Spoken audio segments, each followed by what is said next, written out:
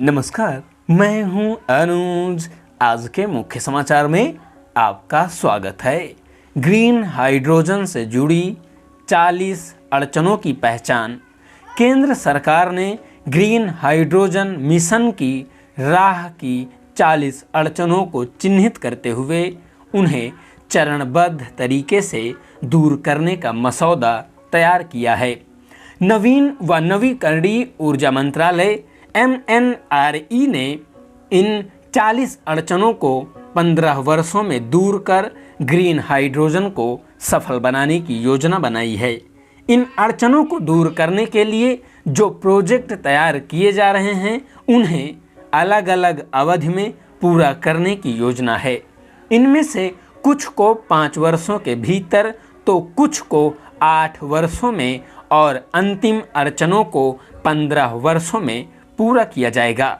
इन अड़चनों के समाप्त होने से न सिर्फ भारत के भीतर बड़े स्तर पर ग्रीन हाइड्रोजन के इस्तेमाल से पर्यावरण में सुधार की प्रक्रिया शुरू हो जाएगी, बल्कि भारत इस नए उभरते ऊर्जा सेक्टर में एक वैश्विक केंद्र के तौर पर भी स्थापित हो सकता है।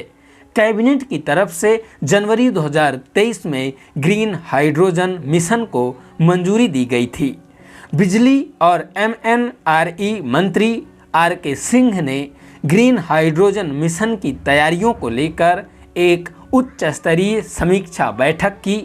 भारत सरकार के प्रमुख विज्ञान सलाहकार अजय सूद, MNRE सचिव BS भल्ला के अलावा उद्योग जगत, इस क्षेत्र के विशेषज्ञों के अलावा IIT Delhi, IIT Mumbai, IIT Indore, IIT Patna, IIT Kanpur, Indian oil corporation, BHEL, BPCL, Bhabha atomic research centre, DRDO समेत दूसरे कई शैक्षिक संस्थाओं और सरकारी उपक्रमों के प्रतिनिधियों ने हिस्सा लिया।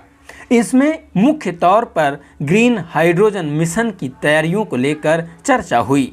मोटे तौर पर बैठक में यह बात सामने आई कि भारत की इकोनॉमी में ग्रीन हाइड्रोजन के विस्तार के लिए अभी बहुत सारे कदम उठाने की आवश्यकता है और इसके लिए दर्जनों विभागों व मंत्रालयों के बीच जबरदस्त सामंजस्य की ज़रूरत है।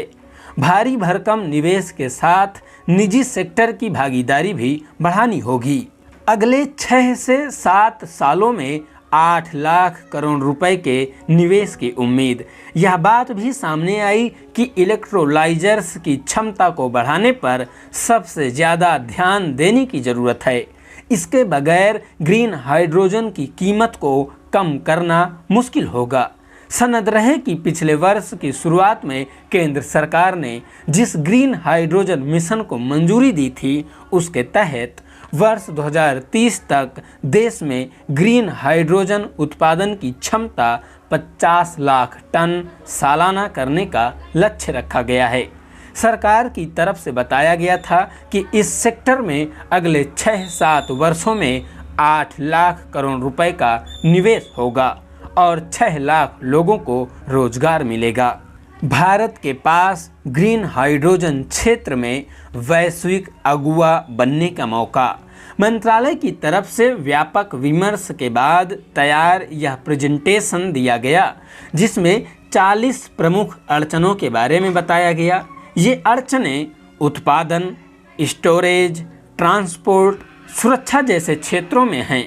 चूँकि ग्रीन हाइड्रोजन को लेकर दुनिया के कई देशों में शोध चल रहा है और इससे जुड़ी प्रौद्योगिकी अभी बहुत ही शुरुआती स्तर पर है, इसलिए यह माना गया कि भारत के पास इस क्षेत्र में अगुवा बनने का मौका है।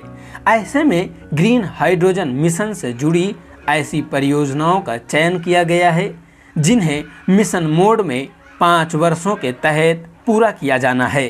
भारत की इकोनॉमी में ग्रीन हाइड्रोजन के विस्तार के लिए विभागों और मंत्रालयों के बीच जबरदस्त सामंजस्य की जरूरत बताई गई।